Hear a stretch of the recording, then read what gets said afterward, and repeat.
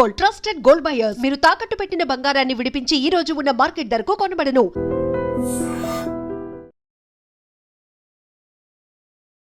Orthopaedic సర్జన్గా so మీ దగ్గరికి వస్తున్న పేషెంట్స్లో ఈ ఆర్థోపెడిక్ అనేటప్పటికి ఖచ్చితంగా మోకాళ్ళు అనేదే main important, that's the base. So దానికి సంబంధించి వచ్చే పేషెంట్స్ అనేవాళ్ళు రీసెంట్ టైమ్స్లో పెరగడానికి గల రీజన్స్ ఏంటి? ఫుడ్ హ్యాబిట్స్ మారిపోవడం వల్ల, లేకపోతే ఫిజికల్ యాక్టివిటీ లేకపోవడం వల్ల.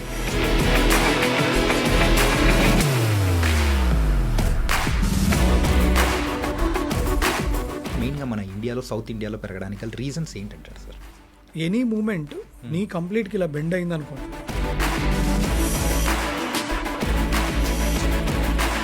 30 yearsలో ఉన్న యంగ్ వాళ్ళకు కూడా ఈ మోకాలు నొప్పులు అని అంటే దానికి రీజన్స్ ఏంటి సార్? అంటే ఇంకా స్పెషల్ రీజన్స్ కొన్ని ఉన్నాయి,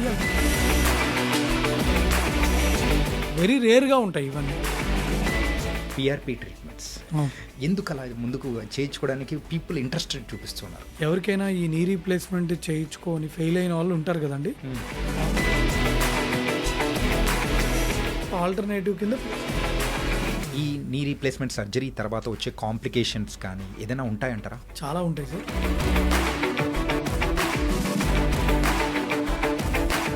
ఈ రోబోటిక్ అనేది కూడా మనం వింటూ ఉన్నాము, జస్ట్ ట్రెడిషనల్గా ఉండేది ఆ రోబోటిక్ అనేది. So what's the difference sir రెండు దానికి? సార్ ఈ రోబోటిక్ టీకేర్లు ఏంటంటే అండి మనకి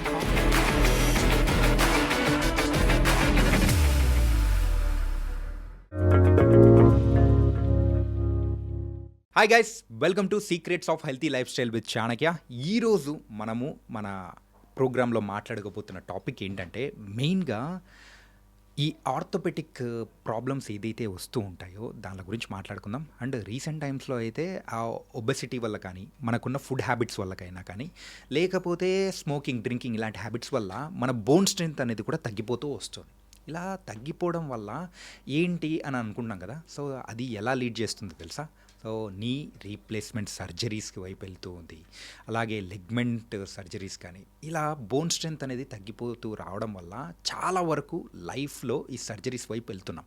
కాబట్టి ఇలా వెళ్ళకుండా ఉండాలంటే ఏం చేయాలి? ఒకవేళ ఈ సర్జరీస్ ఎవరికైనా అని ప్రాబ్లం ఉన్నాయి అని అంటే ఈ పాడ్కాస్ట్ అనేది చాలా చక్కగా ఉపయోగపడుతుంది. దీని గురించి మొత్తం మనకు చక్కగా వివరించడానికి, చెప్పడానికి వస్తున్న డాక్టర్ సాయి చంద్ర గారు. ఆయన ఆర్థోపెడిక్ సర్జన్. మరి ఆయనతో మాట్లాడదాం. మరి ఆర్థోపెడిక్ హెల్త్ గురించి మనం ఆయన్నే అడిగి బోల్డైన విషయాలు అడిగి తెలుసుకుందాం. హాయ్ సార్, నమస్తే. హాయ్ అండి. సాయి చంద్ర గారు అనేటప్పటికీ ఫుల్ ఫేమస్ సోషల్ మీడియాలో. ఎలా ఉన్నారు సార్? బాగున్నాను sir, thank you. Yeah sir, as a orthopaedic సర్జన్గా కానీ, and knee replacement and shoulder replacements దానికి సంబంధించి యువర్ ఎక్స్పర్టైజ్. ఈరోజు మన సెషన్ అంతా కంప్లీట్ దీని గురించి మాట్లాడుకుందాం. దీంతోపాటు స్పోర్ట్స్ ఇంజరీస్ అండ్ జనరల్గా డౌట్స్ అంటే వస్తూ ఉంటాయి కదా, సో ఆ డౌట్స్ గురించి కూడా, కొన్ని అపోహలు కూడా ఉంటాయి, వాటి గురించి కూడా మాట్లాడుకుందాం sir. Okay. Sir first orthopaedic సర్జన్గా సో మీ దగ్గరికి వస్తున్న పేషెంట్స్లో ఈ ఆర్థోపెడిక్ అనేటప్పటికి ఖచ్చితంగా మోకాళ్ళు అనేదే main important, that's the base. So దానికి సంబంధించి వచ్చే పేషెంట్స్ అనేవాళ్ళు రీసెంట్ టైమ్స్లో పెరగడానికి గల రీజన్స్ ఏంటి? బేసిక్గా ఇప్పుడు మోకాళ్ళ నొప్పులతో వచ్చేవాళ్ళు రెండు రకాల పాపులేషన్ ఉంటారు సార్. ఒకళ్ళు యంగ్ పాపులేషన్, ఇంకొకళ్ళు older population, elder population. So young వాళ్ళు ఏంటంటే లైక్ ఈ ఫుడ్ హ్యాబిట్స్ మారిపోవడం వల్ల, లేకపోతే ఫిజికల్ యాక్టివిటీ లేకపోవడం వల్ల, లేదంటే ఎక్కువసేపు కుర్చీల్లో కూర్చునే జాబ్స్ చేయడం వల్ల ఈ నీ పెయిన్స్ వస్తున్నారు. ఇది యంగ్ పాపులేషన్. ఇంకా ఓల్డ్ పాపులేషన్ ఏంటంటే అది మోకాలు అరుగుదల వల్ల వచ్చేవాళ్ళు అనమాట. ఓకే. సో మోకాలు ఫుల్గా అరిగిపోయి స్టేజ్ 4 ఆస్టియోఆర్థరైటిస్తో వచ్చేవాళ్ళు ఓల్డ్ పాపులేషన్. యంగ్ వాళ్ళు ఏంటంటే లైక్ కాండ్రోమలేషియా పటెల్లా అని, ఆస్టియోకాండ్రైటిస్ డిసికెన్స్ అని. సో ఏదైనా ఇప్పుడు మన లైఫ్ స్టైల్ కొంచెం మారింది కదా ఒక 30 years బ్యాక్కి ఇప్పటికి. సో దానివల్ల వచ్చిన పరిణామాలు అన్నమాట ఇవన్నీ. ఓకే. అండ్ అలాగే ఇప్పుడు పేషెంట్స్లో మీరు అన్నట్టు ఆస్టియోఆర్థరైటిస్ దానికి సంబంధించి వచ్చే వాళ్ళు కూడా పెరుగుతున్నారు అని అంటున్నారు. అవునండి, అవును. సో యూజువల్గా ఈ సంఖ్య పెరగడానికి, అది కూడా మెయిన్గా మన ఇండియాలో, సౌత్ ఇండియాలో పెరగడానికి గల రీజన్స్ ఏంటంటారు సార్? అంటే ఎక్కువ వర్క్ చేస్తూ ఉంటాం కదా సార్ మనం, పొలం పనులు చేయడం కానీ, వీళ్ళల్లో ముఖ్యంగా చాలా ఎక్కువ అరుగుతాయి. ఓకే. మన చిన్నప్పటి నుంచి కూడా మనకి కింద కూర్చొని అన్నం తినడం అలవాటు. అవును. సో వెస్ట్రన్ పాపులేషన్లో కింద కూర్చొని అన్నం తినే హ్యాబిట్ వాళ్ళకి అక్కడ తక్కువ, వాళ్ళకి అంత ఉండదు. ఇక్కడ మన దగ్గర కింద కూర్చొని తినడం అనేది లేదంటే ఇంట్లో తిడతారనమాట, అంతే కదా మన ఇళ్ళలో. సో మనకి కింద కూర్చొని లేయడం, దీనివల్ల ఏమవుతుందంటే మోకాలు అనేది అరుగుదల ఎక్కువ ఉంటుంది. సో ఎలా అరుగుదల ఉంటుందంటే ఇప్పుడు ఎనీ మూమెంట్ నీ కంప్లీట్గా ఇలా బెండ్ అయింది అనుకోండి సార్, ఇలా బెండ్ అయింది అనుకోండి, సో ఎక్కువ రాసుకోపోతుంది, సో ఒత్తిడి ఎక్కువ ఉంటుంది, దానివల్ల ఎక్కువ అరిగిపోతుంది. సో అందుకనే మేము ఏం చెప్తామంటే బాగా మోకాలు అరిగిన పేషెంట్లకి కింద కూర్చోవడం, మెట్లెక్కడం దిగడం చేయొద్దు, తగ్గించండి అని చెప్తాం. మెయిన్గా దానివల్లే ఈ అంటే మన ఇండియన్ కండిషన్స్ మనం ఎక్కువ కింద కూర్చొని ఉంటాం సార్, నెంబర్ 1. నెంబర్ 2 ఏంటి అంటే ఒబేస్గా ఉన్న వాళ్ళు, బాగా లావు ఉన్న వాళ్ళు, తర్వాత ఎక్కువ తల మీద బరువులు పెట్టుకొని వర్క్ చేసేవాళ్ళు, తర్వాత పొలం పనులు చేసుకునే వాళ్ళు, వీళ్ళల్లో ఏంటంటే చాలా ఎక్కువ అరిగిపోయే ఛాన్స్ ఉంటుంది. ఇప్పుడు ఫర్ ఎగ్జాంపుల్ 2 ఇండివిజువల్స్ ఉన్నారు, 2 మనుషులు ఉన్నారు, ఓకేనా. ఒకళ్ళు ఈ పొలం పనులు చేసేవాళ్ళు, లేకపోతే ఎక్కువ వెయిట్స్ లిఫ్ట్ చేసేవాళ్ళు వీళ్ళు, ఇంకొకళ్ళు జస్ట్ ఆఫీస్ వర్క్ చేసుకునే పర్సన్ అనుకోండి. సో వీళ్ళిద్దరిలో కూడా ఎవరైతే హెవీ వర్క్ ఎక్కువ చేస్తారో, ఎవరైతే లోడ్స్ ఎక్కువ మోస్తారో వాళ్ళల్లో కొంచెం ఎక్కువ అరుగుతుంది. ఓకే, అలా అరగడం వల్ల ఈ పేషెంట్స్ అనేవాళ్ళు కూడా ఎక్కువ అవుతున్నారు. ఎస్. అలాగే సార్, పాతకాలంలో ఒక 30 years 40 years బ్యాక్ చూసుకున్నా కానీ అప్పుడు కూడా మనం కింద కూర్చొనే మనం చేస్తూ ఉంటాము పనులన్నీ, కానీ పొలం పనులు. కానీ అలా చేస్తున్న టైంలో కూడా మనకు రానిది ఇప్పుడు ప్రెజెంట్ ఎందుకు వస్తున్నాయి అనే డౌట్ అందరిలో కూడా వస్తుంది. ఎందుకంటారు? అది అప్పుడు రానివి ఇప్పుడు ఎందుకు వస్తున్నాయి అంటే మేబీ మన లైఫ్ స్టైల్ మారింది కదండి. నెంబర్ 1 తినే ఫుడ్ కూడా మారింది. అప్పుడు బయట ఫుడ్ తినడం అనేది వెరీ రేర్. ఇప్పుడు బయట ఫుడ్ తినడం అనేది ఆల్మోస్ట్ ఎవ్రీ 2-3 daysకి ఒకసారి ఏదో ఒకటి, బర్త్డేనో ఫంక్షనో లేకపోతే పార్టీయో లేకపోతే ఏదో ఒకటి. సో మేబీ ఫుడ్ మొత్తం మారిపోయింది, అది తినే ఫుడ్ కూడా క్వాలిటీ ఉండట్లేదు. సో లైఫ్ స్టైల్ మారింది కదా సార్. సన్ ఎక్స్పోజర్ తగ్గిపోయింది. పొద్దున్నుంచి రాత్రి వరకు ఆల్మోస్ట్ అన్ని జాబ్స్ చేసుకునే వాళ్ళు కొంచెం ఏసీలోనే ఉంటాం మనం. సో సన్ ఎక్స్పోజర్ కూడా సరిగ్గా లేదు. సో ఈ రీజన్స్ వల్ల మెయిన్గా మనకు బోన్స్కి స్ట్రాంగ్నెస్ రావాలనుకున్నా కానీ అది సన్ ఎక్స్పోజర్ వల్లనే ఎక్కువగా వస్తుంది. సన్ ఎక్స్పోజర్ చాలా చాలా ఇంపార్టెంట్ సార్. ఒకటి టోటల్గా సన్ ఎక్స్పోజర్ మీదనే వస్తుందని మనకి డేటా లేదు, బట్ మన డైటరీ కూడా తీసుకోవాలి మనం. ఓకే. సో మనకి యావరేజ్గా 1 gram కావాలి డైలీ కాల్షియం. సో 60+ అలా ఉన్నారంటే వాళ్ళకి ఇంకొంచెం ఎక్కువ కావాలి, రఫ్గా అరౌండ్ 1.2 grams. ఇది మేల్స్కి ఫీమేల్స్కి కొంచెం డిఫరెన్స్ ఉంటుంది. పుట్టిన పిల్లలకి 30 years ఏజ్ వాళ్ళకి 60 years వాళ్ళకి డిఫరెన్స్ ఉంటుంది. బట్ నేను ఒక 30 years ఏజ్ గ్రూప్ వాళ్ళని దృష్టిలో పెట్టుకొని చెప్తున్నాను. వాళ్ళకి రఫ్గా పర్ డే 1 gram కాల్షియం కావాలి. ఇప్పుడు మనం బై అండ్ లార్జ్ మీకు తెలియదు ఏముంది, కొంతమంది ప్యూర్ వెజిటేరియన్స్ కూడా ఉంటారు. లైక్ నాన్ వెజ్లో ఎంత అడల్టరీ ఉందో మీకు తెలుసు. ఎంత ఫుడ్ అంతా ఎంత కల్తీ చేస్తున్నారో మీకు తెలుసు. సో మనం తినే జస్ట్ ఈ బిర్యానీలో కానీ లేదంటే తినే ఫుడ్లో మనకు నిజంగా అంత ప్రోటీన్ వస్తుందా, మనకు నిజంగా అంత కాల్షియం వస్తుందని చూసుకోవాలి. సో అందుకనే మనకి ఇప్పుడు ఏంటంటే ఎక్కువ ఫుడ్ గురించి మాట్లాడే వాళ్ళు ఎక్కువైపోయారు. సో సోషల్ మీడియా ఓపెన్ చేస్తే చాలామంది లైక్ ఈ ఫుడ్ తినాలి, ఇలా తినాలి, ఈ టైంకి తినాలి, లేదా వాటర్ ముందు వేసుకోవాలి, వాటర్ ముందు తాగాలి. So we're talking lot about food అనమాట. ఓకే. బేసిక్గా ఏంటంటే ఎవ్రీథింగ్ మనకి ఫుడ్ దీనికి సంబంధించే ఉంటుంది. Okay. Coming to the knees, ఈ నీస్ విషయంలో ఎక్కువగా నీ రీప్లేస్మెంట్స్ అని చెప్పేసి, ఆ గుజ్జు తగ్గిపోయిందని చెప్పేసి హాస్పిటల్స్కి మధ్య పరిగెడుతున్న వాళ్ళు కూడా సంఖ్య పెరుగుతూ ఉంది. సో ఇలా ఎందుకు సార్, అది అంటే ఎందుకు పెరుగుతుందంటారు? సో అంటే యూజువల్గా ఈ నీ రీప్లేస్మెంట్స్ వైజ్ వెళ్ళాలని కానీ ఎందుకు డాక్టర్స్ సజెషన్ కూడా ఎందుకు చేస్తూ ఉంటారు? సో చాలామందికి ఈ మోకాలు నొప్పులు వాళ్ళు ఏంటంటే అన్ని రకాల మందులు అవి వాడుతూ ఉంటారండి. సో ఫస్ట్ ట్యాబ్లెట్స్ అవి వాడతారు, ఫిజియోథెరపిస్ట్ని కలుస్తారు, ఫిజియోథెరపీ ఎక్సర్సైజెస్ అవి చేస్తూ ఉంటారు. బట్ అయినా కొంతమందికి తగ్గవు అనమాట. సో స్టేజ్ 4లో ఉండి బాగా మోకాలు అరిగిపోయి ఇక ఏది పని చేయట్లేదు అంటే ఇక last option total knee replacement. So అంతేగానే అది ఫస్ట్ ఆప్షన్ కాదు. ఓకే. ఇప్పుడు 30 years వాళ్ళ దగ్గరికి వద్దాం సార్. ఏంటంటే ఓల్డ్ ఏజ్లో వాళ్ళకి ఎందుకు వస్తున్నాయంటే అరుగుదల వల్ల వచ్చేస్తూ ఉన్నాయి. ఓకే. కాకపోతే ఈ 30 yearsలో ఉన్న యంగ్ వాళ్ళకు కూడా ఈ మోకాలు నొప్పులు అని అంటే దానికి రీజన్స్ ఏంటి సార్? 30 years ఏజ్లో కూడా ఎందుకు మోకాలు నొప్పులు ఎక్కువ చూస్తున్నాం అంటే నేను చూస్తుంది నెంబర్ 1 ఒకటి ఒబేసిటీ వల్ల బాగా లావు ఉంటున్నారు కొంతమంది. ఓకే. ఉబకాయం కూడా ఎక్కువైపోయింది ఇప్పుడు మన సొసైటీలో. అదొకటి. ఇంకోటి మనం తినే ఫుడ్ కూడా మారిపోయిందండి. ఇక్కడ కూడా సేమ్ ద ఫుడ్ అనేది అంటే ఇంకా స్పెషల్ రీజన్స్ కొన్ని ఉన్నాయి, అవి జెనెటిక్ రీజన్స్ కూడా ఉంటాయి అన్నమాట. వెరీ రేర్గా ఉంటాయి ఇవన్నీ జెనెటిక్ రీజన్స్ అనేవి. ఇంకోటి ఏంటంటే మనకి మోకాల లోపల ఇక్కడ పైన ఉండేది ఫీమర్ బోన్, కింద టిబియా బోన్, మధ్యలో పటెల్లా బోన్ అనేది ఉంటుంది. ఓకే.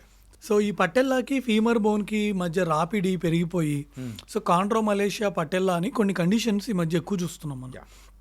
అంటే మనకి కొబ్బరి బొండం లోపల లేత కొబ్బరి ఎలా ఉంటుందో దాని మనకి మన నీ జాయింట్లో కూడా కార్టిలేజ్ అనేది ఉంటుంది. సో దాని మృదులాస్థి అంటారనమాట. సో ఈ కార్టిలేజ్ అరుగుదల వల్ల యంగ్ పాపులేషన్లో కూడా మనం ఎక్కువగా చూస్తున్నాం ఈ నీ పెయిన్స్. సరే, యూజువల్గా ఈ స్టార్ట్ అయ్యే ముందు, ఈ పెయిన్స్ స్టార్ట్ అయ్యే ముందు ఏదైనా సిమ్టమ్స్ ఏమైనా కనిపిస్తూ ఉంటాయా?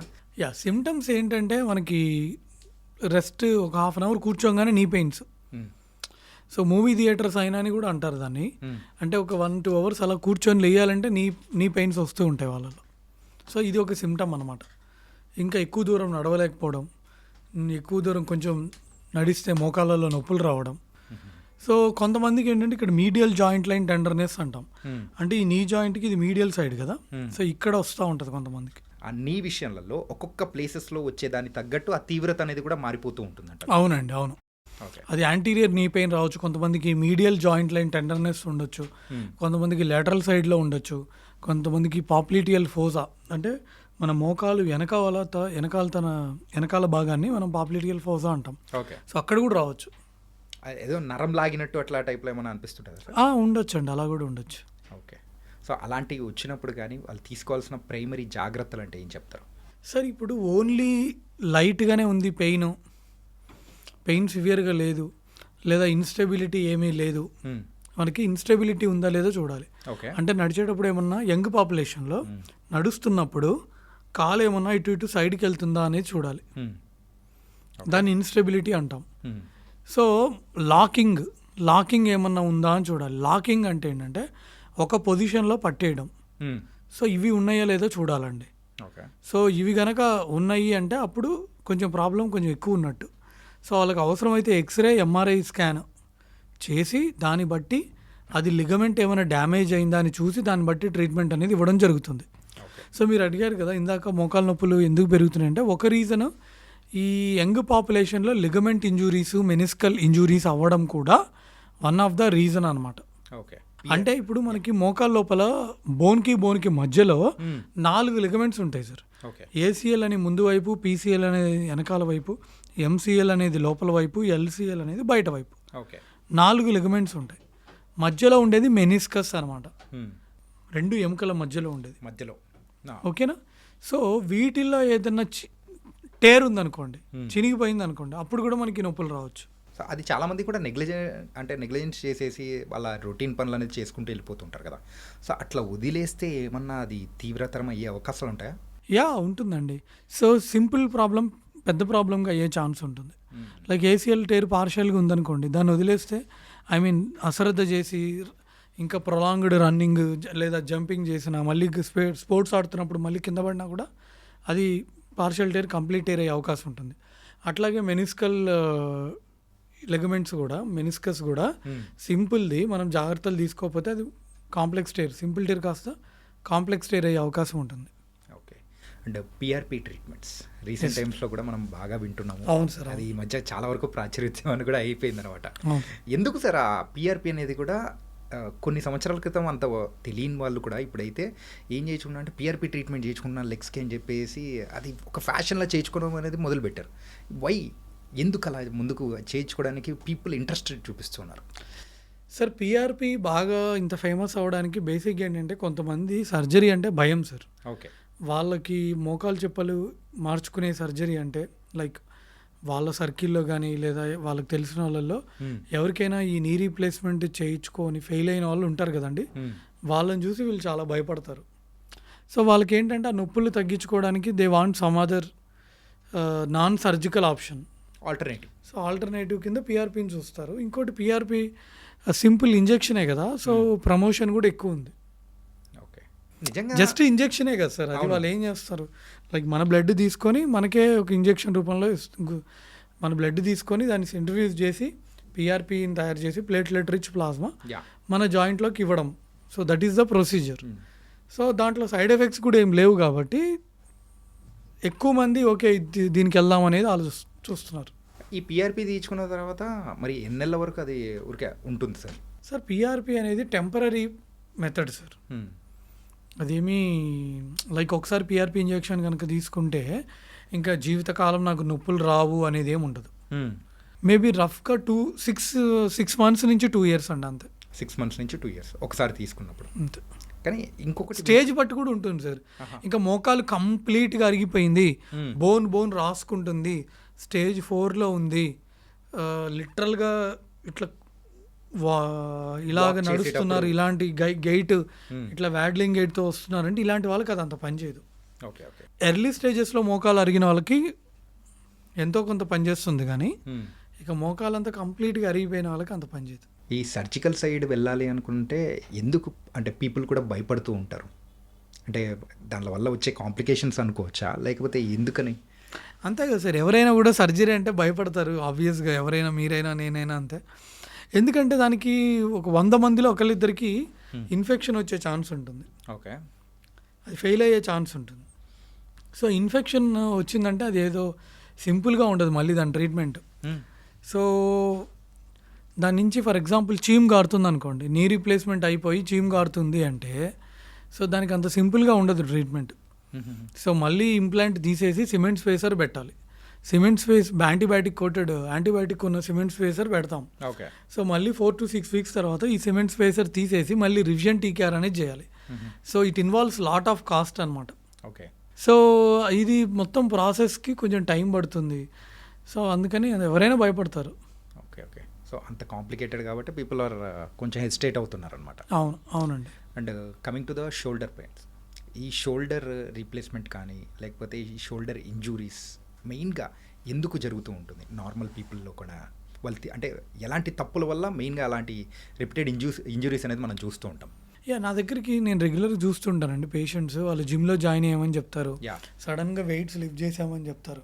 వాళ్ళు ఇంత సడన్గా వెయిట్స్ లిఫ్ట్ చేసేసరికి మనకు అలవాటు ఉండదు కాబట్టి షోల్డర్ స్ప్రెయిన్, లేదంటే కొన్నిసార్లు మజిల్స్ కనుక వీక్గా ఉన్నాయంటే రొటేటర్ కఫ్ టైర్స్ అనేవి అవుతూ ఉంటాయి. ఓకే. జిమ్లో మనం చేసేటప్పుడు ఈవెన్ చెస్ట్, బైసెప్, ట్రైసెప్ కానీ బ్యాక్, షోల్డర్ ఇవన్నీ మనం మెయిన్గా చేస్తూ ఉంటాం, లెగ్స్ అనేది. కాకపోతే అన్ని దానిలలో కల్లా డేంజరస్ ఏదైనా ఉంది అని అంటే అది షోల్డర్ అంటాం. ఒక్కసారి షోల్డర్ ఇంజురీ ఏదైనా అయింది అంటే ఆ జిమ్ము 1 సంవత్సరం రోజులు బంద్ చేయాలి అని అనుకుంటాం. అవునండి. సో ఎందుకు సార్ అంత సెన్సిటివ్ పార్ట్ అది? సెన్సిటివ్ పార్ట్ అంటే ఎందుకంటేనండి ఇక్కడ మజిల్స్ కూడా అన్ని చిన్న చిన్న మజిల్సే ఉంటాయి. ఇప్పుడు నీ జాయింట్ దగ్గర ఉండే మజిల్స్ అని పెద్ద పెద్ద మజిల్స్ ఉంటాయి. ఓకే. సో షోల్డర్ జాయింట్లో ఉండే చిన్న మజిల్సే ఉంటాయి. సో దానికి కనుక టేర్ అయిందంటే మళ్ళీ దానికి ఇక మళ్ళీ రిపేర్లు ఇవన్నీ ఉంటాయి అన్నమాట. కానీ కోలుకోవడానికి కూడా సంవత్సరం పడుతుంది ఈజీగా? ఒక 9 months దాకా టైం పడుతుంది. రొటేటర్ కఫ్ కనుక రిపేర్ చేసి రిపేర్ హీల్ అవ్వడానికి మనకి టైం పడుతుంది 6 months to 9 months. ఓకే. అంటే ఎవరైనా కానీ ఇప్పుడు కొంతమంది రెగ్యులర్గా జిమ్కి వెళ్ళే పర్సన్స్ అయితే వాళ్ళు కూడా మళ్ళీ మనం మొదలు పెడదాము అయిపోయింది కదా అని చెప్పేసి అనుకొని దే విల్ స్టార్ట్ సంథింగ్, తొందరపడి ముందే మొదలు పెడుతుంటారు. అలాంటి వాళ్ళకి మీరు ఏం సజెషన్స్ ఇస్తుంటారు? సో వితౌట్ డాక్టర్స్ ఒపీనియన్ చేయొద్దు.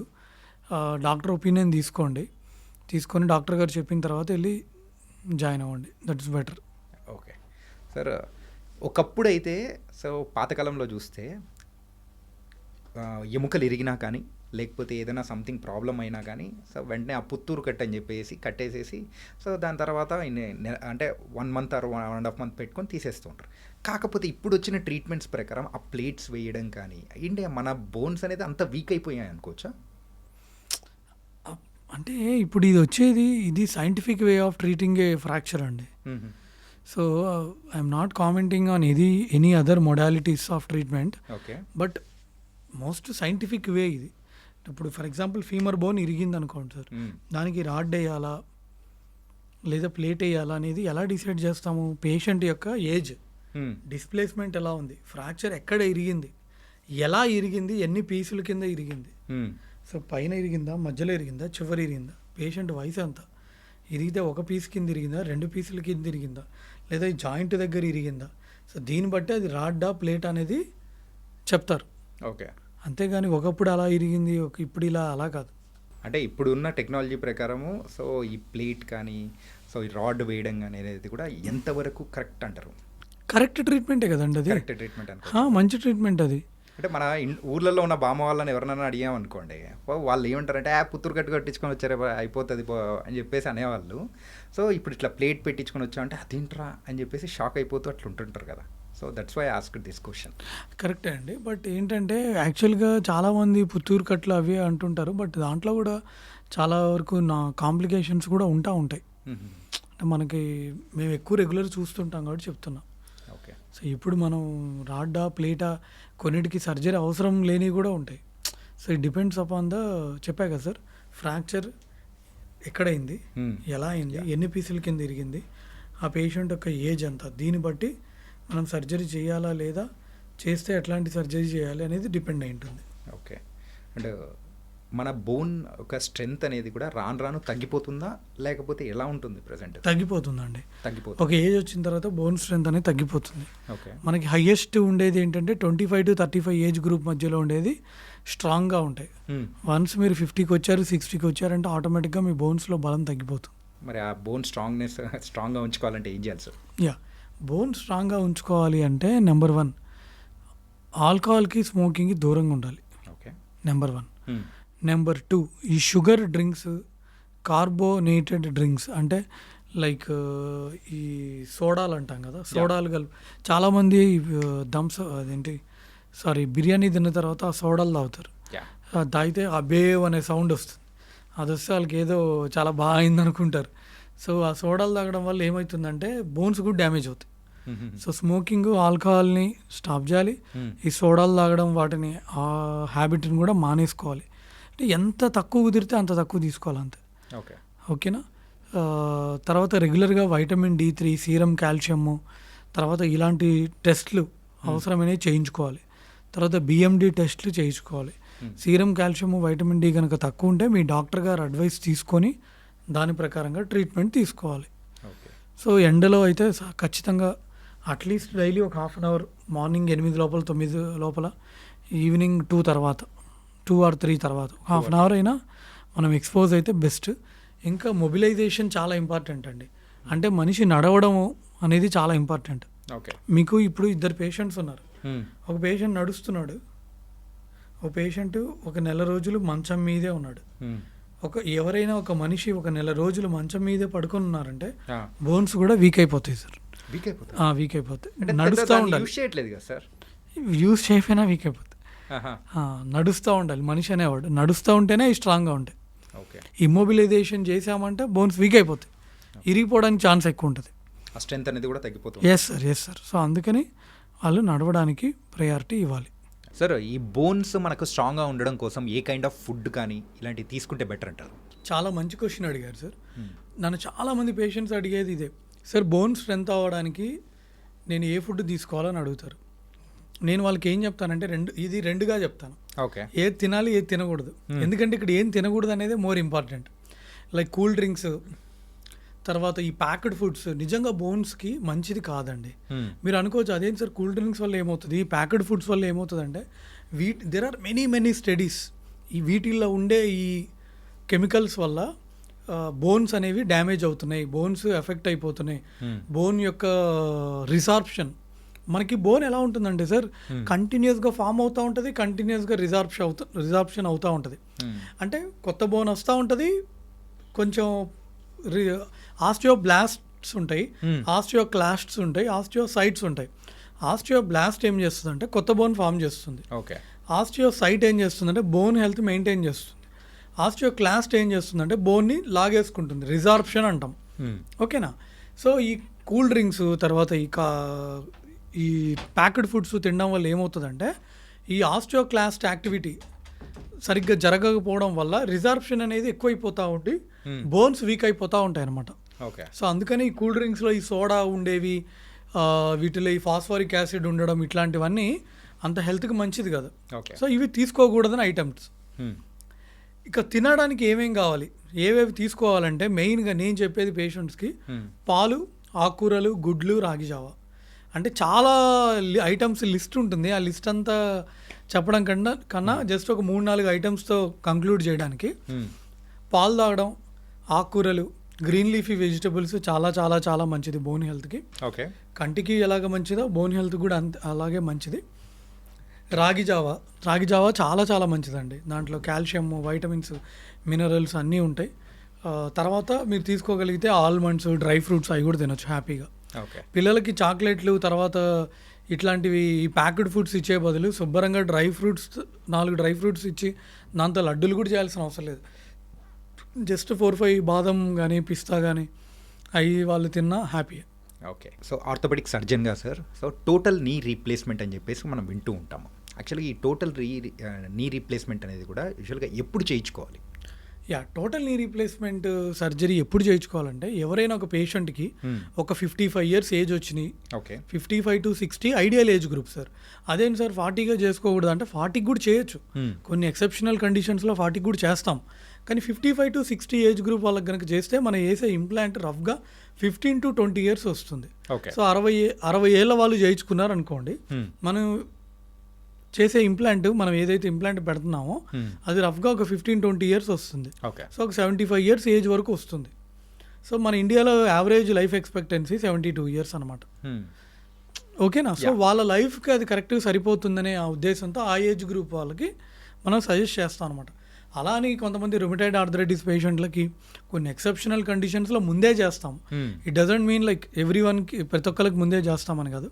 సో ఐడియల్గా 55 to 60 ఇయర్స్ ఏజ్ గ్రూప్ వాళ్ళు ఎవరైతే లైక్ లిటరల్గా 200 మీటర్స్ కూడా నడవలేకపోతున్నారో, ఎవరైతే అసలు ఇండియన్ టాయిలెట్ కాదు వెస్ట్రన్ టాయిలెట్లో కూడా కూర్చోలేకపోతున్నారో, ట్యాబ్లెట్లు వేసుకొని వాళ్ళు రోజు గడవట్లేదు, లిటరల్గా ట్యాబ్లెట్ వేసుకున్నా కూడా నొప్పులు తగ్గట్లేదు, అసలు నడవలేకపోవడం, కింద కూర్చోలేకపోవడం, 4 అడుగులు కూడా వేయలేకపోవడం, ఇలాంటి వాళ్ళకి నీ రీప్లేస్మెంట్ సజెస్ట్ చేస్తాం. సో అది ఏ ఏజ్లో అయినా కానీ ఇట్లాంటి ప్రాబ్లమ్స్ అయితే స్పెసిఫిక్గా ఉన్నాయంటే you will go for that total knee replacement. ఇంకోటి నీ రీప్లేస్మెంట్ సర్జరీ చెప్పినప్పుడు వాళ్ళ హార్ట్ కండిషన్ ఎలా ఉంది, షుగర్ ఉంటే షుగర్ కంట్రోల్లో ఉందా లేదా, ఇవన్నీ కూడా చూస్తామండి. ఓవరాల్గా వాళ్ళు ఎంత ఫిట్గా ఉన్నారనేది కూడా చూస్తాం. ఎందుకంటే సర్జరీ ముందు ఖచ్చితంగా కొన్ని బ్లడ్ టెస్ట్లు అవ్వాలి. తర్వాత గుండెకి సంబంధించి 2D echo, ECG, chest x ray, తర్వాత ఇంకా కార్డియాలజిస్ట్ డాక్టర్ గారు ఇంకేమన్నా ఫర్దర్ స్కాన్స్ అడ్వైజ్ చేస్తే ఆ స్కాన్స్ అవన్నీ అయిపోయి అవన్నీ నార్మల్గా ఉన్నాయనుకుంటే ఫిజిషియన్ కూడా చూసి ఓకే అనుకుంటే తర్వాత అనస్థీషియా డాక్టర్ గారు చూస్తారు, మత్తిచ్చే డాక్టర్ గారు, వాళ్ళు కూడా చూసి పేషెంట్ బాగానే ఉన్నారు, ఫిట్గా ఉన్నారు అనుకుంటే దెన్ అప్పుడు సర్జరీకి తీసుకుంటాం. సార్ ఓన్లీ ఈ హార్ట్కి సంబంధించిన వ్యాధులే కాకుండా కిడ్నీకి సంబంధించి, లివర్కి సంబంధించి ఇలా డిఫరెంట్ కూడా ఉంటాయి చూడండి సార్, అవి కూడా కన్సిడరేషన్ తీసుకొని you'll go for the surgery. అవునండి. ఓకే. ఈ నీ రీప్లేస్మెంట్ సర్జరీ తర్వాత వచ్చే కాంప్లికేషన్స్ కానీ ఏదైనా ఉంటాయంటారా? చాలా ఉంటాయి సార్. ఓకే. 100 మందిలో ఒకళ్ళిద్దరికి అది ఇన్ఫెక్షన్ వచ్చే ఛాన్స్ ఉంటుంది. సో తర్వాత అసెప్టిక్ లూజనింగ్ అంటాం, అంటే ఇది ఒక ఇన్ఫెక్షన్ కాదు బట్ ఇంప్లాంట్ లూజ్ అయిపోవడం అనమాట. ఓకే. ఇది కూడా ఉంటుంది. తర్వాత మోకాలు స్టిఫ్గా అవడం ఉంటుంది. తర్వాత వాళ్ళకి స్పర్శ లేకపోవడం కూడా ఉంటుంది. సో కొంతమందికి స్పర్శ లేకపోవడం ఒక చిన్న ఏరియా ఇక్కడ స్పర్శ ఉండదు అనమాట. ఓకే. అది కామనే. కాలంతా మొద్దుబారినట్టు తిమ్మిరైనట్టు కూడా ఉంటుంది కొంతమందికి. ఓకే. సో ఇవన్నీ కాంప్లికేషన్స్. అంటే ఇంకా కొంతమందికి అరే సర్జరీ అనేటప్పటికి భయపడుతూ ఉంటారు. కాకపోతే ఇలా సర్జరీకి వెళ్లకుండా ఉండడానికి రీజన్స్ ఏంటంటే, అరే ఇప్పుడు మనం నడుస్తూ ఉన్నాం బాగానే ఉంది, సర్జరీ అయిన తర్వాత అలాగే నడుస్తామా లేదా అనేది కూడా ఒక క్వశ్చన్ మార్క్ వస్తుంది కదా సార్. దానికి మీరు ఆన్సర్ ఏం చెప్తారు సార్? హ్యాపీగా నడవచ్చు. ఓకే. సర్జరీ అయిన తర్వాత కూడా కాన్ఫిడెంట్గా నడవచ్చు, భయపడాల్సిన పని లేదు. హ్యాపీగా సర్జరీ ముందు ఎలా నడుస్తున్నారో సర్జరీ తర్వాత కూడా అలా నడుస్తారు వాళ్ళు. ఓకే. బట్ 100 మందిలో ఒకళ్ళిద్దరికి అది మోకాలు ఇన్ఫెక్షన్ వచ్చే ఛాన్స్ ఉంటుంది. సో అది అంటే ఇండియాలో అయినా అంతే, యూఎస్లో అయినా అదే, యూకేలో అయినా అంతే. So for every surgery like అదే సర్జన్ ఒక 100 సర్జరీస్ కానీ ఒక 200 సర్జరీస్ చేస్తే ఒక పేషెంట్కి అది ఇన్ఫెక్షన్ వచ్చే ఛాన్స్ ఉంటుంది. ఓకే. ప్రైమరీ టీకేఆర్లో రివిజన్ టీకేఆర్ అంటాం. రివిజన్ టీకేఆర్ అంటే ఏంటంటే, ఫర్ ఎగ్జాంపుల్ ఒక పేషెంట్ ఉన్నారు, నీ రీప్లేస్మెంట్ సర్జరీ అయింది, అది ఇన్ఫెక్షన్ వచ్చింది. ఇన్ఫెక్షన్ వచ్చినప్పుడు ఏం చేస్తామంటే ఇంప్లాంట్ తీసేసి మొత్తం తరోగా వాష్ చేసి యాంటీబయాటిక్ సిమెంట్ స్పేసర్ పెడతాం. మళ్ళీ 4 నుంచి 6 వారాల తర్వాత ఒక యాంటీబయాటిక్ హాలిడే ఇచ్చి ఈఎస్ఆర్ సిఆర్పి కంట్రోల్లో ఉన్నాయో లేదా చూసుకొని అప్పుడు ఈ సెకండ్ స్టేజ్ చేస్తాం. అంటే సిమెంట్ స్పేసర్ తీసేసి రివిజన్ ఇంప్లాంట్స్ పెడతాం. ఓకే. సో ఆ కేసులో మళ్ళీ ఇన్ఫెక్షన్ వచ్చే ఛాన్స్ 9% దాకా ఉంటుంది. So first time if it is 1 to 2%, in the second case it can be between 8 to 10%. అంటే రివిజన్ టీకేఆర్ ఇంక్రీజ్ అయిపోయినట్టు. అవును సార్. సర్జరీ అయిన తర్వాత కానీ సో వాళ్ళు తీసుకోవాల్సిన జాగ్రత్తలు అంటే మీరు ఏం చెప్తుంటారు సార్? కొంతమంది అరే అయిపోయింది కదా అని చెప్పేసి వదిలిపెట్టేసి ఇంకా they will go for the normal lifes అని వెళ్ళిపోతూ ఉంటారు, కానీ సర్జరీకి ముందున్న లైఫ్ మాత్రం ఉండదు కదా. అంటే కింద కూర్చోవద్దని చెప్తాం సార్, ఓకే. హెవీ వర్క్స్ చేయొద్దని చెప్తాము. అంటే ఇప్పుడు చాలామంది పల్లెటూరుల నుంచి కూడా వచ్చి చేయించుకుంటూ ఉంటారు, మళ్ళీ పొలం పనులకు వెళ్ళొద్దని చెప్తాము. ఓకే. ఎందుకంటే పొలం పనులకి వెళ్ళినప్పుడు మళ్ళీ సడన్గా ఏదైనా లైక్ ఏదైనా తట్టుకొని కింద పడ్డా మళ్ళీ ఏదన్నా తలనొప్పి, సో అందుకని ఆ 2 పనులు వద్దని చెప్తాం. ఓకే. రిమైనింగ్ అంతా వాళ్ళు చేసుకోవచ్చు, మెట్లు ఎక్కడం దిగడం చేయొచ్చు, వాళ్ళ పనులన్నీ వాళ్ళు చేసుకోవచ్చు. ఎన్ని రోజులు పడుతుంది సార్ ఇది సర్జరీ అయిన తర్వాత కోలుకోవడానికి? రఫ్గా ఒక 2-3 వీక్స్ అండి అంతే. ఓకే. 2-3 వీక్స్లో they will be normal. Yes. Okay. Discharge అవ్వడానికి?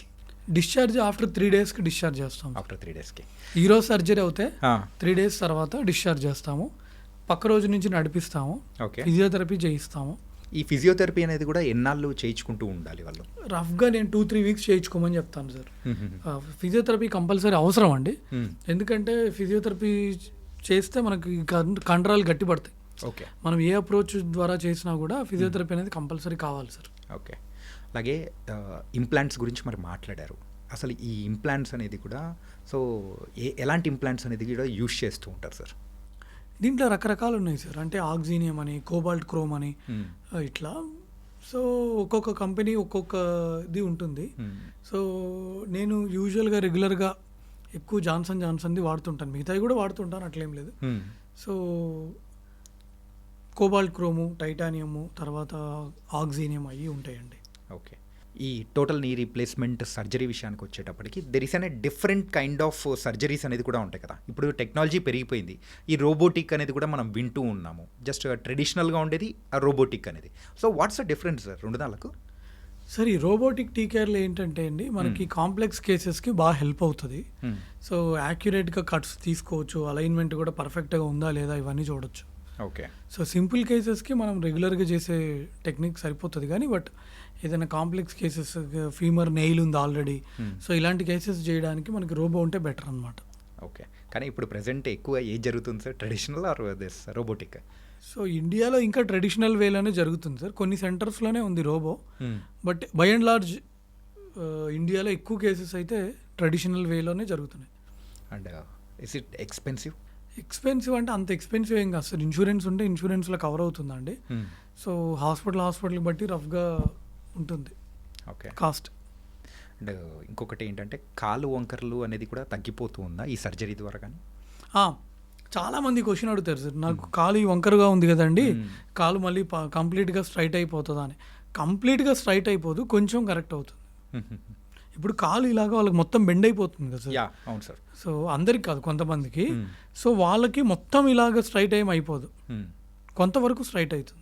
Okay sir. ఈ డౌట్స్ అనేది కూడా కంప్లీట్గా ఎవరైతే పేషెంట్స్ వస్తుంటారో ఇలాంటి కామన్ డౌట్స్ అనేది అడుగుతుంటారు కదా. అవునండి, అవును. ఎక్కువగా అడిగే డౌట్ అంటే ఏది సార్? నేను మళ్ళీ బాగా నడుస్తానా లేదా, నాకు నొప్పులు తగ్గుతాయా లేదా అని. సో వాళ్ళకి నేను చేసిన సర్జరీ వీడియోస్ నా యూట్యూబ్లో ఇన్స్టాగ్రామ్లో ఉంటాయి కదండి, అవి చూపిస్తాను. అవి చూపించినప్పుడు వాళ్ళకి కొంచెం ఒక నమ్మకం వస్తుంది. ఓకే. సో బిఫోర్ సర్జరీ మనము ఏ కైండ్ ఆఫ్ బ్లడ్ టెస్ట్ చేయించుకోవాలని చెప్పేసి మీరు సజెస్ట్ చేస్తూ ఉంటారు? కొన్ని టెస్ట్లు ఉంటాయండి, లైక్ సిబిపి, తర్వాత ఏదైనా ఇన్ఫెక్షన్ ఉందా లేదా అని చూసుకోవడానికి అవసరమైతే ఈఎస్ఆర్, సిఆర్పి, తర్వాత షుగర్ టెస్ట్లు, ఎల్ఎఫ్టి, ఆర్ఎఫ్టి, లివర్కి సంబంధించింది, కిడ్నీకి సంబంధించిన టెస్ట్, తర్వాత బ్లడ్ గ్రూప్ ఏంటి, తర్వాత ఎలక్ట్రోలైట్స్ ఎలా ఉన్నాయి, తర్వాత వాళ్ళ పీటీఐఎన్ఆర్, ఏపీటీటీ ఎలా ఉంది. సో ఇవి బేసిక్ టెస్ట్లు అనమాట. ఓకే. ఈ టోటల్ నీ రీప్లేస్మెంట్ గురించి అయితే మీరు చాలా చక్కగా వివరించారు. కాకపోతే ఇప్పుడు జనరల్గా ఎవరైనా కానీ బ్యాడ్మింటన్ కానీ టెన్నిస్ కానీ ఇలాంటి స్పోర్ట్స్ ఆడుతున్న టైంలో కూడా ఈ నీకి సంబంధించిన ఇంజురీస్ అనేది కూడా ఎక్కువగా జరుగుతూ ఉంటాయి. సో అలా జరగడానికి ద మెయిన్ రీజన్ ఏంటి సార్? అంటే వాళ్ళు అబ్నార్మల్ పొజిషన్లో ల్యాండ్ అయ్యారనుకోండి సార్, నీ జాయింట్ ట్విస్ట్ అయితే నీ లిగమెంట్స్ డ్యామేజ్ అవుతూ ఉంటాయి. ఓకే. అండ్ అక్కడ మెయిన్గా ఏ లిగమెంట్ అనేది కూడా ప్రాబ్లమ్స్ వస్తూ ఉంటాయి? ఎక్కువగా మేము కామన్గా చూసేది ఏసీఎల్ లిగమెంట్ అండి, anterior cruciate ligament tear. Okay. అవి మేము ఎక్కువ చూస్తూ ఉన్నాం. ఓకే. ఏంటి సార్ ఇది ఏసీఎల్ అంటే మెయిన్గా అంత క్రూషియల్ వెరీ ఇంపార్టెంట్ మన మోకాల్లో అంత ఇంపార్టెంట్గా? అవునండి. ఏసీఎల్ అంటే యాంటీరియర్ క్రూషియేట్ లిగమెంట్. అది ఫీమర్ వెనకాల నుంచి వచ్చి టిబియాకి యాంటీరియర్గా అతుక్కుంటుంది. ఓకే. సో మన టిబియా బోన్ ఏంటంటే టిబియాకి ఫీమర్కి ఒక ఇంపార్టెంట్ కనెక్షన్ అనమాట. అది ముందుకు పడిపోకుండా ఆపుతుంది. ఓకే. ఓకే. టిబియా ముందుకి రాకుండా ఆపుతుంది. సో అందుకని ఏసీఎల్ ఎప్పుడైతే చినిగిపోతుందో, ఏసీఎల్ ఏ పేషెంట్లకి అయితే చినిగిపోతుందో వాళ్ళకి యాంటీరిడ్రాయర్ పాజిటివ్ వస్తుంది, టిబియా ముందుకు వచ్చేస్తూ ఉంటుంది. అది ఇన్స్టెబిలిటీ అంటాం. ఓకే. వాళ్ళు స్టెబిలిటీ ఉండదు వాళ్ళకి. అంటే నడుస్తారు సార్, కానీ రన్నింగ్, జంపింగ్, జాగింగ్ చేయమంటే చాలా ఇబ్బంది పడతారు. ఓకే. ట్రెక్కింగ్ చేయడానికి ఇబ్బంది పడతారు. సో అలా ఈ ఏసీఎల్ అనేది కూడా వెరీ ఇంపార్టెంట్ అని చెప్పేసి అన్నారు. దాన్ని బ్యాలెన్స్ అంటే పడిపోకుండా ఉండడానికి బ్యాలెన్స్ చేసే పార్ట్ అని చెప్పేసి కూడా అన్నారు. కాబట్టి సో దీనిలకు ఒకవేళ అది చిరిగిపోయినా కానీ దాని సర్జరీ ప్రాసెస్ అనేది ఎలా ఉంటుంది సార్? సో ఏసీఎల్ లిగమెంట్ ఎవరికైతే చినిగిపోతుందో, సో ఎవరికైతే ఇన్స్టెబిలిటీ ఉంటుందో, ఎవరికైతే నడవడానికి కష్టంగా ఉంటుందో, ఎవరికైతే మెట్లెక్కడం దిగడం కష్టంగా ఉందో ఇలాంటి వాళ్ళకి సర్జరీ చెప్తామండి. సో ఆర్థ్రోస్కోపీ ద్వారా చేస్తాం. ఇప్పుడు నీ రీప్లేస్మెంట్ అంటే ఇక్కడ నుంచి ఇక్కడ దాకా కోర్స్ చేస్తాం కదా. అవును. సో ఏసీఎల్ లిగమెంట్లో అలా కోయమన్నమాట. జస్ట్ చిన్న అటు ఇటు చిన్న ఇన్సిషన్స్ పెట్టి లోపల కెమెరా పంపించి జాయింట్ అంతా చూసి ఎట్లా ఉంది, ఏసీఎల్ ఎట్లా ఉంది, పీసీఎల్ ఎట్లా ఉంది, మెనిస్కస్ ఎలా ఉంది, మీడియల్ మెనిస్కస్, లాటరల్ మెనిస్కస్, ఇవన్నీ చూస్తాం అనమాట. కీహోల్ సర్జరీలో చేస్తాం. Keyhole surgery. యా. సో మరి దానికి సంబంధించి ఎనీ డేస్లో క్యూర్ అనేది కూడా అవుతూ ఉంటుంది. సో ఈరోజు సర్జరీ చేస్తే పక్క రోజు డిశ్చార్జ్ చేస్తామండి పేషెంట్ని. ఓకే. మరి దాని సక్సెస్ రేట్ సార్? యూజువల్గా ఈ సర్జరీస్ అనేది కూడా సక్సెస్ సార్ 100లో ఒకళ్ళకి ఎవరికైనా ఇన్ఫెక్షన్ రావచ్చు, కానీ ఇది చాలా సక్సెస్ఫుల్ సర్జరీ సార్. ఒక అన్స్టేబుల్ నీని స్టేబుల్ నీగా మార్చడమే మన లక్ష్యం ఇక్కడ. Okay. Okay. So ACL surgery చేసిన తర్వాత వాళ్ళు మళ్ళీ స్పోర్ట్స్ ఆడడానికి తయారయ్యేటట్టు మనం వాళ్ళని ప్రిపేర్ చేస్తాం. మళ్ళీ ఎన్ని రోజుల తర్వాత వాళ్ళు నార్మల్ లైఫ్లో లీడ్ చేయడానికి అవకాశం ఉంటుంది అంటారు? నార్మల్ అంటే ఆఫీస్ వర్క్ అంటున్నారా లేకపోతే స్పోర్ట్స్ విషయానికి వచ్చాడు? స్పోర్ట్స్ అయితే వాళ్ళకి రఫ్గా 9 months టైం పడుతుంది. ఓకే. మళ్ళీ స్పోర్ట్స్ ఆడడానికి ఇప్పుడు ఒక క్రికెట్ పర్సన్ ఉన్నాడు, క్రికెట్ ప్లేయర్, తనకి ఏసీఎల్ సర్జరీ అయింది, మళ్ళీ వెళ్ళి క్రికెట్ ఆడడానికి ఇట్ విల్ టేక్ రఫ్లీ 9 months. అలా అని 1-2 months కూడా మామూలుగా ఆడొచ్చు సార్, అట్లా కాదు. సో ప్రాపర్గా వాళ్ళకి రీహాబ్ ప్రోగ్రామ్ అంతా చేసుకొని వెళ్ళడానికి టైం పడుతుంది. మరి దీనికి కూడా ఫిజియోథెరపీ అనేది కూడా కంపల్సరీ ఉంటుందా? ఫిజియోథెరపీ కంపల్సరీ ఉంటుందండి, ఒక 1 month వరకు ఉంటుంది. సో ఆఫీస్ వర్క్ అయితే 2 వారాల తర్వాత వాళ్ళ ఆఫీస్కి వాళ్ళు వెళ్ళిపోవచ్చు. ఓకే. యా. అలా వర్క్ ఫ్రమ్ హోమ్ ఆప్షన్ లాగుంటే పక్క రోజు నుంచి వాళ్ళ వర్క్ కూడా చేసుకోవచ్చు, ఏం కాదు. ఓకే. అంటే దీనిలో ఏమైనా ఇంప్లాంట్స్ ఏమైనా వాడుతూ ఉంటారా? ఇంప్లాంట్స్ వాడతామండి. ఫీమర్ వైపు మనం ఒక అడ్జస్టబుల్ బటన్ వాడతాము, టిబియా వైపు స్క్రూ కానీ చిన్న డిస్క్ కానీ వాడతాము. ఓకే. ఓకే. యా. సార్ ఇలా ఈ స్క్రూ కానీ సో దానికి సంబంధించి ఇలా వాడుతున్న టైంలలో ఇన్ఫెక్షన్ అనేది కూడా మీరు అన్నట్టు కూడా 1% ఛాన్సెస్ అనేది కూడా ఉంటాయండి. అవునండి, అవును. సో అది కూడా రాకుండా ఉండాలి అని అంటే వాళ్ళు అంటే పేషెంట్స్ తీసుకోవాల్సిన జాగ్రత్తలు అంటే ఏం చెప్తారు మీరు? డ్రెస్సింగ్ చాలా జాగ్రత్తగా, అంటే ఏంటంటే కొంతమంది ఏముందిలే అని చెప్పుకొని వాళ్ళు ఎక్కడ పడితే అక్కడ డ్రెస్సింగ్ చేయిస్తూ ఉంటారు. సో డ్రెస్సింగ్ చాలా జాగ్రత్తగా చేయాలి. బై అండ్ లార్జ్ లైక్ మనం సర్జరీ ముందు కొన్ని వారాల ముందు స్మోకింగ్ ఇవి ఆపేయమని చెప్తాము. తర్వాత అన్ని షుగర్ కంట్రోల్లో ఉందా లేదో చూసుకుంటాము, ఒకవేళ షుగర్ పేషెంట్ అవుతే. ఓకే. తర్వాత ఖచ్చితంగా ఫిజిషియన్ డాక్టర్ దగ్గర నుంచి ఫిట్నెస్ తీసుకుంటాము. ఇప్పుడు ఏజ్ మోర్ దెన్ 40 ఉందంటే ఒకసారి కార్డియాలజీ ఒపీనియన్ కూడా తీసుకుంటాము. వాళ్ళకి అవసరమైన బ్లడ్ టెస్ట్లు అన్నీ చేయిస్తాము. ఆపరేషన్ థియేటర్లో తీసుకోవాల్సిన జాగ్రత్తలన్నీ మేము తీసుకుంటాం. సో సర్జరీ అయిపోయిన తర్వాత పేషెంట్ వైపు నుంచి అంటే లైక్ వాటర్ పోనీయకుండా చూసుకోవాలి. ఓకే. తర్వాత రెగ్యులర్గా డ్రెస్సింగ్స్కి రావాలి. ఎంత టైం పడుతుంది సార్ ఈ ఆపరేషన్ మొత్తం చేయడానికి? రఫ్గా 1.5 hours. 1.5 hour కంప్లీట్ అయిపోతుంది. ఓకే. ఇలాంటి సర్జరీస్ చేసే ముందు పేషెంట్స్కి యాజ్ ఏ డాక్టర్గా మీరు చెప్పే సజెషన్స్ కానీ భయపడకుండా ఉండడానికి మీరు చెప్పేది ఏం చెప్తుంటారు సార్? ఏం కాదండి, భయపడొద్దు. చాలా సర్జరీలు చేశాను ఇంతకుముందు, వాళ్ళు హ్యాపీగా నడుస్తున్నారు, మీరేం వరీ. అంటే చాలామందికి వాళ్ళు they come with lot of confidence and trust, they come with lot of belief. అంటే కొంతమంది మెంటల్ స్టేట్ అనేది కూడా చాలా డిఫరెంట్గా ఉంటుంది కదా. సో అరే ఏంటిది అని చెప్పేసి కొంతమంది అంటే పేరెంట్స్ ప్రోత్సాహంతో కూడా వచ్చేస్తూ ఉంటారు, కానీ అక్కడికి వచ్చిన తర్వాత అంటే మారిపోతూ ఉంటారు కదా. సో అలాంటి వాళ్ళ కోసం నేను అడుగుతున్నా సార్. ధైర్యం చెప్తాం సార్, ఏం కాదులేండి. నిజంగా ఇంకా సర్జరీ తప్పదు కదా మరి. లేదు ఒక 60 ఏళ్ళ వాళ్ళకి 50 ఏళ్ళ వాళ్ళకి ఏసీఎల్ టేర్ అయితే వాళ్ళకి అంత అవసరం ఉండదు సార్. ఒక యంగ్ పేషెంట్కి ఏసీఎల్ టేర్ అయ్యి వాళ్ళు రన్నింగ్ చేయలేకపోతున్నారు, లేదా వాళ్ళు ట్రెక్కింగ్ చేయలేకపోతున్నారు, వాళ్ళు మెట్లు ఎక్కడం దిగడం కష్టంగా ఉంది అన్నారనుకోండి, వాళ్ళకి చేయించుకోమని చెప్తాను తప్ప. బట్ ఒక 50 years వచ్చిన వాళ్ళకి 60 years వచ్చిన వాళ్ళకి అంత చెప్పమన్నమాట. Okay. Yeah sir. And frozen shoulder అంటే ఏంటి సార్? ఫ్రోజన్ షోల్డర్ అంటే ఏంటంటేనండి, ఎవరికైతే ముఖ్యంగా డయాబెటిక్ పేషెంట్స్లో కానీ థైరాయిడ్ పేషెంట్స్లో కూడా ఏమవుతుందంటే ఈ షోల్డర్ జాయింట్ చుట్టూ ఉండే క్యాప్సూల్ టైట్ అయిపోయి ఈ మూమెంట్స్ అనేవి ఫ్రీగా ఉండవు. Okay okay. ఇట్లా రాదు, ఇలా రాదు, ఇలా రాదు. అది క్యాప్సూల్ టైట్ అయిపోయి మూమెంట్స్ సరిగ్గా ఉండవు అనమాట. సో మూమెంట్ రిస్ట్రిక్షన్ ఉంటుంది. ఓకే. సో ఒకవేళ అలాంటిది అనిపించింది అనుకోండి, సో వాళ్ళు ఏం చేయాలి నెక్స్ట్? ఇమీడియట్గా ఆర్థోపెడిక్ సర్జన్ని కన్సల్ట్ అవ్వాలి సార్. ఓకే. సో వాళ్ళకి ఎగ్జామిన్ చేస్తాము, అవసరం అనుకుంటే ఎక్స్రే అండ్ ఎంఆర్ఐ స్కాన్ కూడా రాస్తాము. సో చూస్తాం అంటే అది ఫ్రోజన్ షోల్డర్ ఒకటే ఉందా, ఫ్రోజన్ షోల్డర్ కాకుండా ఇంకా వేరేవి ఏమైనా ఉన్నాయా, రొటేటర్ కఫ్ టైర్స్ ఏమైనా ఉన్నాయా, అంటే కండరాలు ఏమైనా చినిగినాయా, బైసెప్స్ టెండినైటిస్ ఏమైనా ఉందా, యాక్రోమియన్ ఎట్లా ఉంది, యాక్రోమియన్ షేప్ ఎలా ఉంది, నీ జాయింట్ షోల్డర్ జాయింట్ లోపల ఏమన్నా ఎఫ్యూజన్ ఉందా, ఫ్లూయిడ్ ఏమైనా చేరిందా, యాక్సిలరీ పౌచ్ ఎలా ఉంది, లిగమెంట్స్ ఎట్లా ఉన్నాయి, ఇవన్నీ చూస్తాం. రీసెంట్గా మా అమ్మగారికి కూడా సేమ్ అదే ప్రాబ్లం సార్.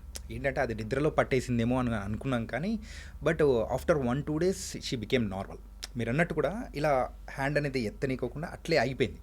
వర్క్స్ అయితే కొన్ని చేసుకోగలుగుతుంది, కానీ బట్ హ్యాండ్ కంప్లీట్గా రైజ్ చేయనికోకుండా ఏది టచ్ చేస్తూ కానీ ఫుల్ పెయిన్ అనేది కూడా వచ్చేస్తూ అట్లా అయిపోయింది అనమాట. సో ఈ కైండ్ ఆఫ్ సిమ్టమ్స్ అనేది కూడా కనిపించాయంటే ఇట్స్ అండ్ ఫ్రోజన్ షోల్డర్ కన్సే వీళ్ళు ఎగ్జామిన్ చేయాలి సార్. పడ్డారా, దెబ్బ తగిలిందా, ఇవన్నీ చూడాలి. షుగర్ ఉందా లేదా చూడాలి. యూజువల్గా ఈ ఫ్రోజన్ షోల్డర్ డయాబెటిక్ పేషెంట్స్లో, హైపోథైరాయిడిజం పేషెంట్స్లో, పార్కిన్సోనిజం పేషెంట్స్లో, ఆల్రెడీ పక్షవాతం వచ్చిన పేషెంట్స్లో, బెడ్ రిడెన్ పేషెంట్స్, వీళ్ళల్లో ఎక్కువ వస్తూ ఉంటుందండి. సో మనం ఎగ్జామిన్ చేయాలి. కొంతమందికి ఏంటంటే ఫ్రోజన్ షోల్డర్తో పాటు కండరాలు కూడా చినిగిపోతాయి ఇక్కడ.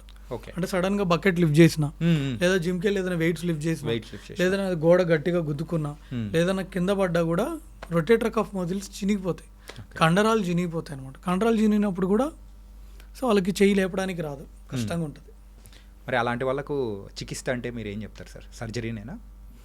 ఇనీషియల్గా మనం అదే ఎక్స్రే ఎంఆర్ఐ చేయిస్తామండి. ఓకే. సో దాన్ని బట్టి ఉంటుంది వాళ్ళకి సివియారిటీ ఎలా ఉంది, ఎన్ని నెలల నుంచి ఉంది, ఆల్రెడీ 6 నెలలు అయిందా, లేకపోతే ఆల్రెడీ 1 year అయిందా, ఆల్రెడీ ఏమైనా మందులు వాడారా, ఆల్రెడీ ఫిజియోథెరపీ తీసుకున్నారా లేదా, అసలు వాళ్ళ పెయిన్ ఎలాగుంది, ఎంత సివియర్గా ఉంది, స్టిఫ్నెస్ ఎలా ఉంది, ఎంత సివియర్గా ఉందా, వీటన్నిటిని దృష్టిలో పెట్టుకొని సర్జరీ అవసరమా లేదా అనేది చెప్తాం. చేయాలంటే ఎంత ఎర్లీగా చేయాలి, ఒకవేళ సర్జరీ చేయాలంటే ఏంటి చేయాలి, ఏం సర్జరీ చేయాలి, కఫ్ రిపేరా, కఫ్ రిపేర్ ఎలా చేయాలి, సింగిల్ రోనా, డబుల్ రో రిపేరా, ఇవన్నీ ఉంటాయి. కఫ్ రిపేర్ అనేటప్పటికి కంప్లీట్గా ఇదైతే ఉంటుంది. అదో మరి ఆ సర్జరీ అనేది కూడా it's a complicated surgery or what sir? Minor surgery sir, arthroscopy ద్వారా చేసేది. చిన్న కీ హోల్ సర్జరీ ఉంటుంది, చిన్న కీ హోల్ పెడతాం, షోల్డర్ లోపల కెమెరా పంపించి టీవీలో చూస్తూ చేస్తాం. Okay okay. రీసెంట్గా మీ సోషల్ మీడియా ఒక పోస్ట్లో కూడా నేను చూశాను సార్. ఏంటంటే ఒక పేషెంట్కి కూడా మీరు చేసి దానికి కుట్లేసి చూపించారు. ఐ థింక్ అదే అనుకుంటా. అవునండి, కరెక్ట్. Okay okay. సో అది ఎన్ని డేస్ పడుతుంది? సేమ్ దానికి కూడా ప్రాసెస్ కానీ అంటే క్యూర్ అయ్యి వెళ్ళిపోవడానికి కానీ ఎన్ని డేస్ పడుతుంది అంటారు? సార్ ఇప్పుడు కఫ్ రిపేర్ చేస్తే దానికి ఒక రకమైన టైం పడుతుంది, బ్యాంక్ కార్డ్స్ చేస్తే దానికి ఒక రకమైన టైం పడుతుంది. ఫర్ ఎగ్జాంపుల్ జస్ట్ ఆర్థ్రోస్కోపీ చేసి క్లీన్ చేయడం అయితే నెక్స్ట్ డే నుంచి వాళ్ళ పనులు వాళ్ళు చేసుకోవచ్చు. ఐ మీన్ ఫిజియోథెరపీ కూడా చేయొచ్చు. కఫ్ రిపేర్ చేస్తే యూజువల్గా దానికి ఒక ప్రోటోకాల్ ఉంటుంది, ఒక రీహాబ్ ప్రోగ్రామ్ ఉంటుంది. ఫస్ట్ 4-6 weeks బ్యాక్ పెట్టుకోమని చెప్తాము. దాని తర్వాత ఎవ్రీ 2 weeksకి కొంచెం మూమెంట్ స్టార్ట్ చేస్తాం. వీటన్నిటి గురించి చాలా చక్కగా చెప్పారు sir. It's everything is super. కాకపోతే జనరల్ లైఫ్లో వచ్చే డౌట్స్ అయితే కొన్ని ఉన్నాయి. మనము ఫోన్ యూజ్ చేసే విధానం అనేది కూడా ఒకటి ఉండాలి, లేకపోతే పెయిన్స్ అనేది కూడా వస్తూ ఉంటుంది. ఈ మధ్య రీల్స్ వచ్చిన ట్రెండ్తో వేళ్ళ నొప్పులు వచ్చేస్తూ ఉన్నాయి, అండ్ పట్టుకొని ఈ వెయిట్ వల్ల ఏమో ఇక్కడ పెయిన్స్ వచ్చేస్తున్నాయి. ఇంకొకటి బ్యాక్ పెయిన్స్. అసలు ఫోన్ యూజ్ చేసేటప్పుడు మన పోస్చర్ అనేది ఎలా ఉండాలి, ఎలా యూజ్ చేయాలంటారు? ఇలా పెట్టి చూస్తే ఇక్కడ మెడ ఎక్కువసేపు మీరు ఒక 10 minutes ఇలా పెట్టి చూడండి, మెడ నొప్పి వస్తుంది. సో ఎప్పుడైనా ఇలా పెట్టి చూడాలి, ఐ లెవెల్లో పెట్టి చూడాలి. మనం ఐ లెవెల్లో పెట్టి చూసినప్పుడు మనకి ఇక్కడ లోడ్ ఎక్కువ పడదు. అలా కాకుండా మనం ఇలా మెడ వంచి చూసామనుకోండి, ఎవ్రీ 10 degreesకి ఇక్కడ లోడ్ ఎక్కువ పడుతుంది, ఎవ్రీ 10 degreesకి. ఓకే. సో దానివల్ల ఎక్కువ మెడ అరిగిపోయే ఛాన్స్ కూడా ఉంటుంది, డిస్క్ ప్రాబ్లమ్స్ ఇవి వస్తూ ఉంటాయి. సో ఐ లెవెల్లో చూడాలి సార్. బేసిక్గా నేను చెప్పే ఉద్దేశం ఏంటంటే ఐ లెవెల్లో చూడాలి. ఓకే. టీవీ కానీ వాట్ ఎవర్, న్యూస్ పేపర్ కూడా ఇలా పెట్టుకొని చూడకూడదు. ఒకవేళ ఇలా డిగ్రీస్ అనేది కూడా ఎవ్రీ 10 degreesకి సివియారిటీ అనేది కూడా పెరుగుతూ వెళ్తుంది కదా. సో ఇలా ఫోన్ యూజ్ చేయడం వల్ల వచ్చే మెయిన్ ప్రాబ్లమ్స్ ఏంటి? డిస్క్ బల్జెస్ వస్తాయి సార్, డిస్క్ ప్రాబ్లమ్స్ వస్తూ ఉంటాయి. సో మళ్ళీ అది సివియర్ అవుతే రాడికులోపతి అంటాము, ఇంకా సివియర్ అవుతే స్పాండిలోసిస్, తర్వాత మైలోపతి ఇవి అంటాం. So prevention is better than cure కాబట్టి so just try to see the phone like this, okay. That's better. So ఓవరాల్గా మన హెల్త్ని, బోన్ హెల్త్నైనా కానీ చక్కగా చూసుకోవాలి, పర్ఫెక్ట్గా ఉండాలి అని అంటే సో యాజ్ ఏ డాక్టర్గా మీరు ఇచ్చే సజెషన్ ఏంటి? Okay, healthy balanced diet food తీసుకోవడం సార్. అంటే ఓన్లీ కార్బ్స్ తీసుకోండి, ఓన్లీ ప్రోటీన్స్ తీసుకోండి, ఓన్లీ ఫ్యాట్స్ తీసుకోండి, లేదా ఓన్లీ ఇవే తీసుకోండి అని చెప్పను నేను. మనం తినే ఫుడ్లో కార్బ్స్ ఉండాలి, ప్రోటీన్ ఉండాలి, హెల్దీ ఫ్యాట్స్ ఉండాలి, అన్నీ ఉండాలి. ఫైబర్ కూడా చాలా చాలా ఇంపార్టెంట్, నెంబర్ 1. తర్వాత ఇందాక నేను చెప్పినట్టు ఈ పాలు, ఆకుకూరలు, రాగి జావ అవి కూడా చాలా చాలా ఇంపార్టెంట్. తర్వాత ఈ షుగర్ డ్రింక్స్కి, తర్వాత ఈ షుగర్ సిరప్స్కి, తర్వాత ఈ ప్యాక్డ్ ఫుడ్స్కి ఎంత దూరంగా ఉంటే అంత బెటర్. ఎందుకంటే ఇప్పుడున్న రియలిస్టిక్ అంటే ఇప్పుడున్న దీంట్లో మనం టోటల్గా జీరో చేయలేం, కానీ but once in a while తప్పదు ఒక్కొక్కసారి. అట్ ద సేమ్ టైం మన వెయిట్ని మనం కంట్రోల్లో ఉంచుకోవడం. ఎందుకంటే ఓవర్ వెయిట్ ఉండి ఒబేస్గా ఉన్నామంటే ఆ బరువు కూడా మన మోకాళ్ళే కదండి మొయ్యాలి. సో మోకాళ్ళు ఎక్కువ అరిగే ఛాన్స్ ఉంటుంది. సో మీ బిఎంఐని మీరు కంట్రోల్లో ఉంచుకోవాలి, హైట్కి తగ్గ వెయిట్ ఉండాలి. So nice sir. అండ్ మీరు ఇచ్చే సజెషన్స్ అయితే ఖచ్చితంగా మన వాళ్ళు ఫాలో అవుతారు అనుకుంటున్నాను. So thank you so much for yes sir. Thank you so much. Thank you.